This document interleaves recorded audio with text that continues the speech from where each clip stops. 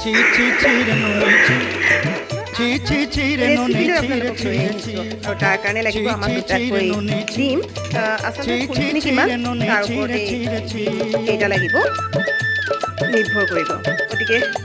ফুলখিনি ধুই ল'লোঁ তাৰপাছত এই দুটাকৈ কণী মই অকণমান নিমখ দি ফেটি লৈছোঁ এয়া নিমখকণ দি মই অকণমান ফেটি ল'লোঁ